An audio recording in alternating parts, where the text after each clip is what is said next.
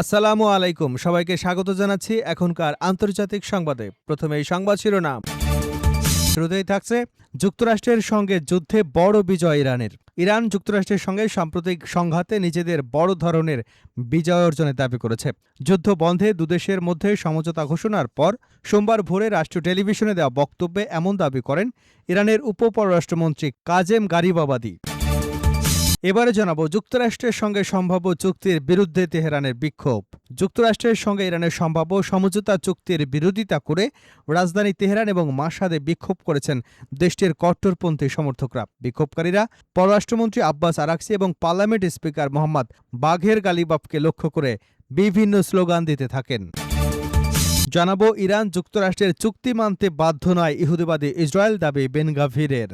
মধ্যপ্রাচ্যের সংঘাত বন্ধে ইরান এবং যুক্তরাষ্ট্রের মধ্যে হওয়া চুক্তির কঠোর সমালোচনা করেছেন ইসরায়েলের জাতীয় নিরাপত্তা মন্ত্রী ইতামার বেন গাভির। চুক্তি নিয়ে কোনো ইসরায়েলি কর্মকর্তার এটি ছিল প্রথম প্রকাশ্য প্রতিক্রিয়া। কঠোর ডানপন্থী নেতা সোমবার বলেছেন, লেবানন সংক্রান্ত বিষয় অন্তর্ভুক্ত থাকায় এ চুক্তির সঙ্গে ইসরায়েলের কোনো সম্পর্ক নেই। তারা এর বাধ্যবাধকতার আওতায় পড়েন না। জানিয়ে দেব, ইরানের সরকার পতনের অভিযান চালিয়ে যাওয়ার ঘোষণা ইসরায়েলের। যুক্তরাষ্ট্র ও ইরানের মধ্যে সদ্য সম্পাদিত সমঝোতা স্মারকের তীব্র সমালোচনা করেছেন ইসরায়েলের অর্থমন্ত্রী বেজালেল স্মোট্রিচ। তিনি দাবি করেছেন, এ চুক্তি শুধু ইসরায়েলের জন্য নয়, পুরো বিশ্বের জন্যই ক্ষতিকর। সোমবার সামাজিক যোগাযোগ মাধ্যম এক্সে দেওয়া এক বার্তায় স্মোট্রিচ বলেন, ইরানের বর্তমান সরকারকে ক্ষমতাচ্যুত করবার অভিযান ইসরায়েলকে নিজস্ব উপায়ে অব্যাহত রাখতে হবে। এবারে থাকছে ইসরায়েল হেরে গেল, এরপর কি? ইরান এবং যুক্তরাষ্ট্র সমঝোতার মাধ্যমে ইসরায়েলের হার এবং ব্যক্তিগতভাবে নেতানিয়াহুর পরাজয় হয়েছে। অনেকের মতো ইসরায়েলের রাজনীতি বিশ্লেষক গিডিয়ান লোবিও বিষয়টিকে এমনভাবেই দেখছেন। তার মতে তেল আবিবের সামনে এখন ইচ্ছাকৃতভাবে নাশকতার পদক্ষেপ নেওয়া ছাড়া আর কোনো পথ নেই। এবং সর্বশেষ জানাবো, রাশিয়ার ড্রোন ও ক্ষেপণাস্ত্র হামলায় ইউক্রেনে নিহত ৯। রাশিয়া রোববার রাতে ইউক্রেন জুড়ে কয়েকশো ড্রোন এবং বিপুল সংখ্যক ক্ষেপণাস্ত্র হামলা চালিয়েছে। এতে কমপক্ষে ৯ জন নিহত হয়েছেন। ভয়াবহ এ হামলায় রাজধানীর কিয়েভের একটি ঐতিহাসিক ক্যাথেড্রালে আগুন লাগে। সোমবার ইউক্রেনের বিমান বাহিনী এ তথ্য নিশ্চিত করেছে। এতক্ষণ শুনছিলেন সংবাদ শিরোনাম, এখন বিস্তারিত। তার আগে আপনি যদি ইরানের পক্ষে থাকেন তাহলে চ্যানেলটি সাবস্ক্রাইব করে ভিডিওতে একটি লাইক দিন আর কমেন্টসে লিখুন স্ট্যান্ড উইথ ইরান। যুক্তরাষ্ট্রের সঙ্গে যুদ্ধে বড় বিজয় ইরানের। ইরান যুক্তরাষ্ট্রের সঙ্গে সাম্প্রতিক সংঘাতে নিজেদের বড় ধরনের বিজয় অর্জনের দাবি করেছে। যুদ্ধ বন্ধে দুদেশের মধ্যে সমঝোতা ঘোষণার পর সোমবার ভোরে রাষ্ট্রীয় টেলিভিশনে দেওয়া বক্তব্যে এ দাবি করেন ইরানের উপপররাষ্ট্রমন্ত্রী কাজেম গারিবাবাদি। গারিবাবাদি বলেন, ইরানের বিরুদ্ধে হামলা চালানোর পক্ষ তাদের নির্ধারিত লক্ষ্য অর্জন করতে পারেনি, বরং ইরান নিজস্ব অবস্থান ধরে রাখতে সক্ষম হয়েছে এবং এই সংঘাতে গুরুত্বপূর্ণ সাফল্য অর্জন করেছে। তিনি দাবি করেন, শত্রুপক্ষের সামরিক এবং রাজনৈতিক উদ্দেশ্য ব্যর্থ হয়েছে। অন্যদিকে ইরান তার স্বার্থ রক্ষা করতে পেরেছে এবং দেশের সার্বভৌমত্ব অক্ষুণ্ণ রেখেছে। ইরানি এই কর্মকর্তা আরও বলেন, যুদ্ধ বন্ধে যে সমঝোতা হয়েছে তা ইরানের দৃঢ় অবস্থান এবং প্রতিরোধের ফল। তবে চুক্তির শর্ত বাস্তবায়ন এবং ভবিষ্যৎ আলোচনা কিভাবে এগোয় সেটি এখন সবচেয়ে গুরুত্বপূর্ণ বিষয়। উল্লেখ্য, যুক্তরাষ্ট্র ইরান সম্প্রতি যুদ্ধ অবসানে একটি সমঝোতায় পৌঁছানোর ঘোষণা দিয়েছে। এর আওতায় যুদ্ধবিরতি, নৌ অবরোধ প্রত্যাহার এবং পরবর্তী পর্যায়ে বিস্তৃত আলোচনার পরিকল্পনা রয়েছে। তবে সংঘাতের ফলাফল নিয়ে উভয় পক্ষই নিজেদের অবস্থানকে সফল বলে দাবি করছে। যুক্তরাষ্ট্রের সঙ্গে সম্ভাব্য চুক্তির বিরুদ্ধে তেহরানে বিক্ষোভ। যুক্তরাষ্ট্রের সঙ্গে ইরানের সম্ভাব্য সমঝোতা চুক্তির বিরোধিতা করে রাজধানী তেহরান এবং মাশহাদে বিক্ষোভ করেছেন দেশটির কট্টরপন্থী সমর্থকরা। বিক্ষোভকারীরা পররাষ্ট্রমন্ত্রী আব্বাস আরাকচি এবং পার্লামেন্ট স্পিকার মোহাম্মদ বাঘের গালিবাফকে লক্ষ্য করে স্লোগান দেন। কাতার ভিত্তিক আরবি সংবাদপত্র আল আরব আল জাদিদের এক প্রতিবেদনে বলা হয়েছে, তেহরানের একটি কেন্দ্রীয় চত্বরে জড়ো হওয়া বিক্ষোভকারীরা আরাকচির পদত্যাগ দাবি করেন। বিক্ষোভে অংশগ্রহণকারীরা স্লোগান দেন, আরাকচি লজ্জা করো, দেশ ছেড়ে চলে যাও। এছাড়া গালিবাফকে উদ্দেশ্য করে আরও বিভিন্ন স্লোগান দেওয়া হয়।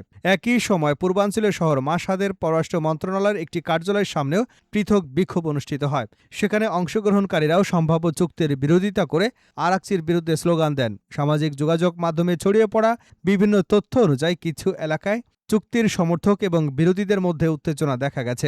প্রতিবেদনে বলা হয়, প্রকাশ্যে চুক্তির বিরোধিতা করা অধিকাংশ রাজনৈতিক কর্মী এবং ইরানের রক্ষণশীল শিবিরের সঙ্গে সংশ্লিষ্ট। বিশেষ করে জাতীয় নিরাপত্তা পরিষদের সাবেক সচিব সাইদ জালিলির ঘনিষ্ঠ মহল থেকে আপত্তির সুর বেশি শোনা যাচ্ছে। এদিকে ইরানের কট্টরপন্থী দৈনিক কায়হানের সম্পাদক হোসেইন শরীয়ত মাতারি ও সম্ভাব্য চুক্তির সমালোচনা করেছেন। এক সম্পাদকীয় তিনি প্রশ্ন তোলেন, যুদ্ধকালীন সময় ইরানের অন্যতম গুরুত্বপূর্ণ কৌশলগত হাতিয়ার হিসেবে পরিচিত হরমুজ প্রণালীর উপর নিয়ন্ত্রণ শিথিল করা কতটা যৌক্তিক। তার দাবি, ইরানের ক্ষয়ক্ষতিপূরণ আদায় এখন একটি গুরুত্বপূর্ণ জাতীয় দাবি, কিন্তু সম্ভাব্য সমঝোতার আওতায় হরমুজ প্রণালী খুলে দেওয়া হলে সেই দাবি আদায়ে তেহরানের চাপ প্রয়োগের সক্ষমতা কমে যেতে পারে। ইরানের বিপ্লবী গার্ডের ঘনিষ্ঠ বলে পরিচিত সংবাদ সংস্থা ফার্স নিউজ এজেন্সিও বিষয়টি নিয়ে প্রশ্ন তুলেছে। সংস্থাটি বলেছে, যুক্তরাষ্ট্রের প্রেসিডেন্ট ডোনাল্ড ট্রাম্প বারবার নির্দিষ্ট দিনে সমঝোতা স্মারক স্বাক্ষরের কথা বললেও ইরানি কর্মকর্তারা জানিয়েছেন, আলোচনার বিভিন্ন বিষয় এখনও চূড়ান্তই হয়নি। ফার্সের বিশ্লেষণে বলা হয়, ওই দিনটি ট্রাম্পের জন্মদিন হয়। তিনি সম্ভবত এটিকে প্রতীকী এবং রাজনৈতিকভাবে লাভজনক একটি ঘটনা হিসেবে উপস্থাপন করতে চেয়েছিলেন। তবে ইরানের পররাষ্ট্র মন্ত্রণালয়ের মুখপাত্র ইসমাইল বাঘাই বলেছেন, যুক্তরাষ্ট্রের সঙ্গে কোনো সমঝোতা হলে তা কেবল ভবিষ্যৎ আলোচনার একটি কাঠামো হবে, দুদেশের মধ্যে চূড়ান্ত চুক্তি নয়। ইরান যুক্তরাষ্ট্রের চুক্তি মানতে বাধ্য নয় ইসরায়েল, বেন গাভির। মধ্যপ্রাচ্যের সংঘাত বন্ধে ইরান এবং যুক্তরাষ্ট্রের মধ্যে হওয়া চুক্তির কঠোর সমালোচনা করেছেন ইসরায়েলের জাতীয় নিরাপত্তা মন্ত্রী ইতামার বেন গাভির। চুক্তি নিয়ে কোনো ইসরায়েলি কর্মকর্তার এটিই ছিল প্রথম প্রকাশ্য প্রতিক্রিয়া। কঠোর ডানপন্থী নেতা সোমবার বলেছেন, লেবানন সংক্রান্ত বিষয় অন্তর্ভুক্ত থাকা এই চুক্তির সঙ্গে ইসরায়েলের কোনো সম্পর্ক নেই। তারা এর বাধ্যবাধকতার আওতায় পড়েন না। টেলিগ্রামে দেওয়া এক বার্তায় বেন গাভির বলেন, ট্রাম্পের এই চুক্তি আমাদের উপর বাধ্যতামূলক নয়।